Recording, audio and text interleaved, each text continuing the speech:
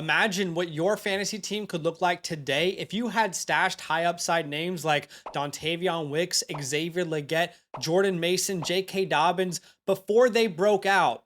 That's what we're trying to do today. We're trying to beat the breakout, beat the waiver wire. I've got a stash for every single league out there, whether small or large. We'll talk about over 30 names in total. And at the end of the video, I have some trade targets for you guys to buy low on right now. Just thought I'd throw that in there. Let's start off with smaller leagues. If you're in an 8 or a 10 team league, these are names that you should prioritize. Dontavion Wicks, Xavier Legette. We talked about those heavily on the waiver wire video this week. Darnell Mooney, Josh Downs, who's looking great right now. If Nick Chubb or Jonathan Brooks or Kareem Hunt are on your waiver wire, they have got to be rostered.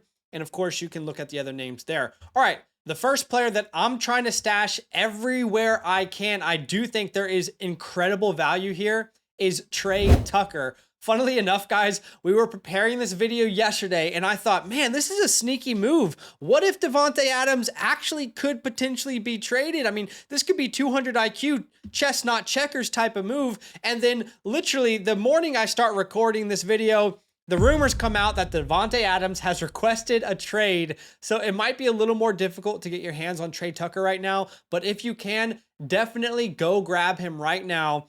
Jakobi Meyers is clearly the number one preference here, but he is widely rostered already. And Trey Tucker has been slowly but surely dominating for this team. In week 3, he caught 7 out of 9 targets, 96 yards and a touchdown, 22 fantasy points. And then in week 4, 5 catches for 41 yards, over 15 fantasy points. I mean, the reason he's not already heavily rostered across leagues everywhere is because everyone is kind of waiting for Davante Adams to come back from that injury, which he sustained in week 3. But with these rumors, it does sound like Davante Adams has probably played his last snap as a Raider, and there is literally no one outside of Jakobi Meyers and Brock Bowers to take opportunities away from Trey Tucker. And this isn't just some guy off the street. This isn't an undrafted free agent. The Raiders spent day 2 draft capital on him in the 2023 NFL draft.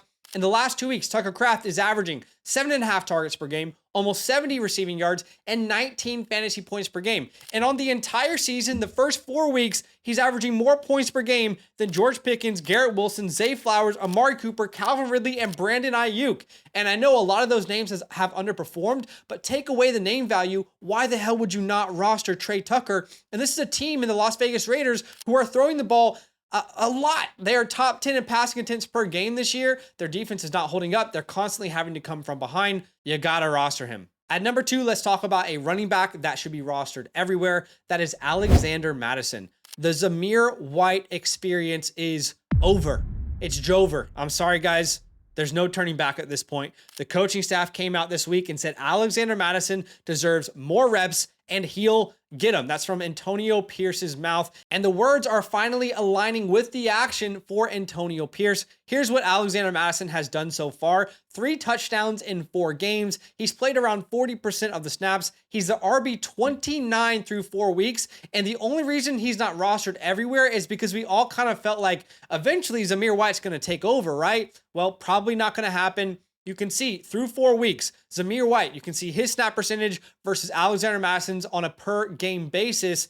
And clearly Zamir White, they were trying to give him an opportunity to be the guy. He's played so poorly. Alexander Mattison could be the lead back this week. As early as this week, you could have a starting running back on your team when all of us are dealing with injuries and bye weeks. You got to go pick him up if he's available. At number 3, this is a super sneaky pickup at running back. I'm telling y'all, pick up Audric Estime right now. He was placed on IR after injuring his ankle in week 1, and he will be eligible to return in week number 6. So I can already tell you this time next week, he will be one of the hottest waiver wire pickups. Let's beat the waiver wire here. Sean Payton is willing to give anyone a shot to take over this backfield. Guys, if you showed up in Denver and said, Sean, you want me, can I work at the local Walgreens. Is it cool if I have a go? He probably be like, yeah, let's get you in there, right? In week 1, Jaleel McLaughlin led this backfield in touches. Then Javonte Williams. Then in week 3, it was Tyler Bidet. Then in week 4, it was Javonte Williams again. And Javonte Williams has been one of the least efficient, least explosive running backs in the entire NFL this year. In 2024, he's got 3.1 yards per carry, which is 42 out of 52 running backs with at least 30 attempts. His PFF grade is 51st out of 52 running backs. His yards after contact per attempt is 48th out of 52 running backs, and his breakaway percentage, which is explosive play rate basically, 39 out of 52 running backs who are eligible who have had 30 rushing attempts this year. I have little to no doubt that Sean is going to give Audric Estime every chance to win this job when he comes back. He also drafted Audric Estime. He did not draft Javonte Williams. We know Sean Payton has like this complex to him where the previous regime he loves to kind of shit on. He's like, I didn't draft those players. The previous regime had no idea what they were doing. He wants to prove to people that like I drafted the right guy. And I think he's going to give Audric Estime a chance to win that job. At number 4, you've probably already heard the news, but JT is probably going to miss some games. If Sermon is out there, if Trey Sermon is out there and you need a spot start for the next couple weeks, let's say you've got some players on bye, you have some injuries that you're dealing with, then Trey Sermon has got to be rostered. He's not a long-term play. He's never going to overtake Jonathan Taylor. But if you need a spot start right here, right now, then Trey Sermon should be rostered, right? Because we know Jonathan Taylor is dealing with a high ankle sprain. We don't know if he's going to play or not. At the time of recording this video, at least, I would lean towards him not playing. We can see some doctors on Twitter have mentioned that this is the same ankle that he had several high ankle sprains in 2022 with. The range of severity is around 2.5 games for this type of injury. And don't forget that last year, Zach Moss was absolutely dominant for fantasy football as the Colts backup running back. When JT was out, Zach Moss was a must start every single week and he was dominating. Trey Sermon's going to do the same thing. I think if he starts behind a great offensive line, I think you got to have him on your team. At number 5, this wide receiver, he's probably a name that isn't sexy anymore, but man, I think he's going to continue to get more involved. Mike Williams. Aaron Rodgers is willing to spread the targets around in this offense. Through 4 weeks, Garrett Wilson's at 25% of the target share, Allen Lazard at 18%, and Mike Williams at 7.5%. But don't forget, Mike Williams is still coming back from that torn ACL. He's getting healthier and healthier. The ACL that he tore last year in LA.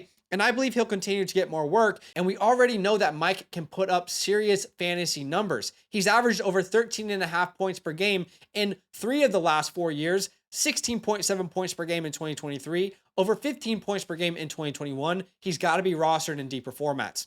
Okay, who out there is struggling at tight end? Is anybody not struggling at tight end? Most of us are struggling right now. Why not pick up a young rookie tight end who is producing attached to a superstar quarterback? We're talking about Eric All, widely available everywhere. Again, young rookie tight end.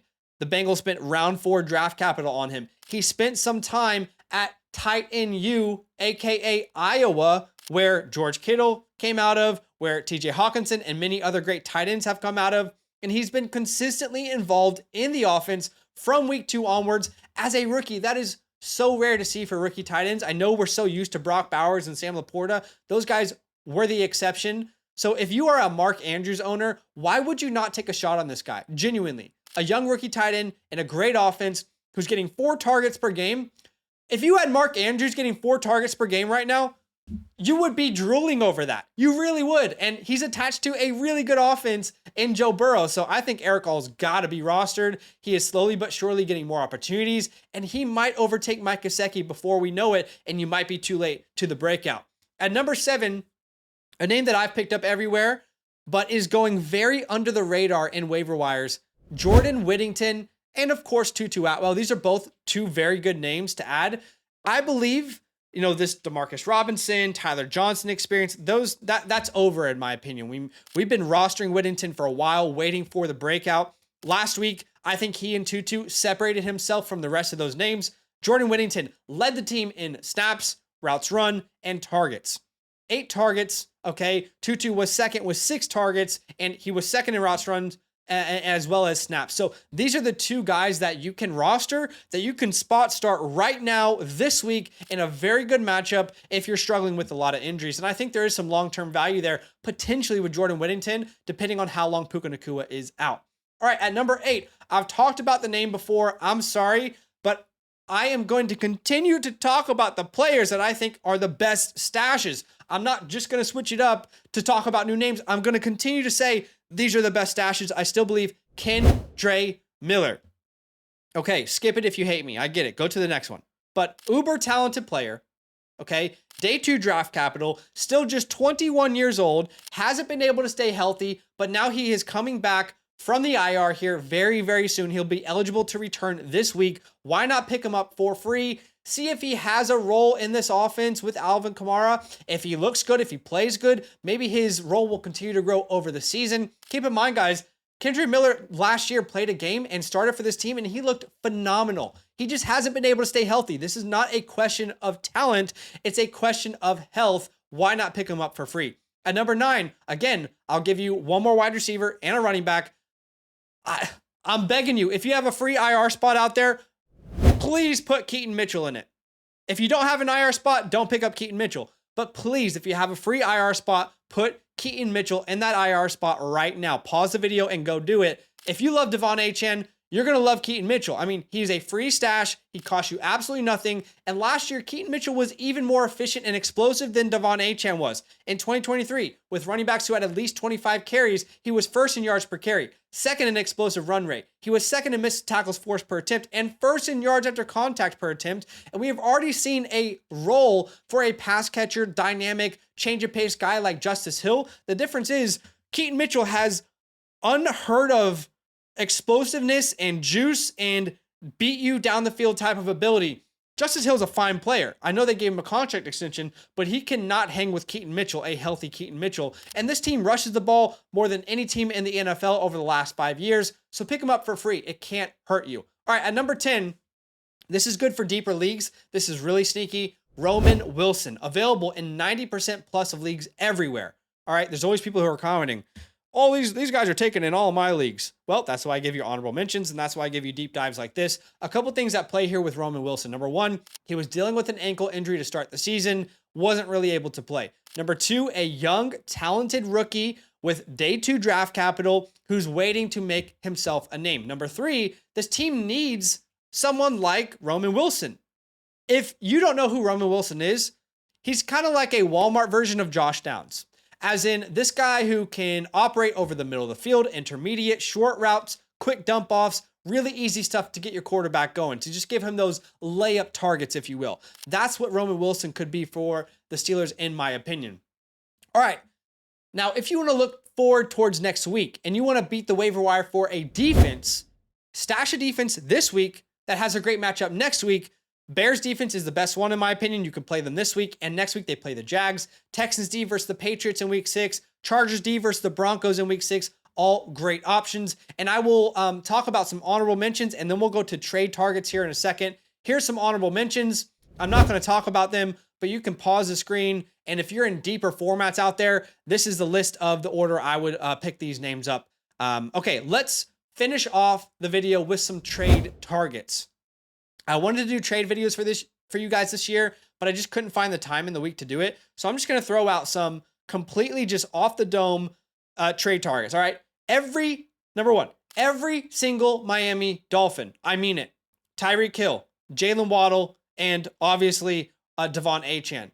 Tua, every report that I have heard in the last couple weeks on Tua Tagovailoa is that he will be back in week 8. He's not going to spend more time on the IR than he needs to. He's ready to come back as soon as he is eligible. And I promise you, without a shadow of a doubt, when Tua Tags is back and starting, Tyreek Hill will be my number 1 wide receiver rest of season. Buy him low now. While everyone is thinking about Snoop Huntley, buy him low right now. Jalen Waddle will be a top 20 name. Okay? Devon Achane will be a top 7 running back. Maybe top 5. Go get those Miami Dolphins, especially if you're 4-0 or 3-1. Cooper Kupp and Puka Nacua. Guys, when these guys are back and healthy, Cooper Kupp is probably a top 5 wide receiver in my rankings rest of the season. Puka Nacua is a top 12 name. TJ Hawkinson. If you're struggling at the tight end position, why not pick up TJ Hawkinson? It is not as difficult for a tight end to come back from an ACL. You know, they're not like going crazy with all them jukes and, the motion laterally. So TJ Hawkinson is in a very good offense. Why wouldn't he be used? And lastly, Jonathan Brooks. Jonathan Brooks, his injury, he's not back from IR just yet, but when he is, he's a part of an offense that's looking good with Andy Dalton. Why not roster him A lot of people are worried about Chuba Hubbard, but I think Jonathan Brooks is a superstar talent. All right, what do you guys think of the video? I feel like I brought so much information. I hope you can tell me what you think in the comments below. If you appreciate it, if you love the video, if you love the content, hit the like button, subscribe. And the last thing I'll say is if you have any question fantasy football related, trade questions, start, sit, team review, check out the link in the pinned comment. It's to our website. You can ask me at any time.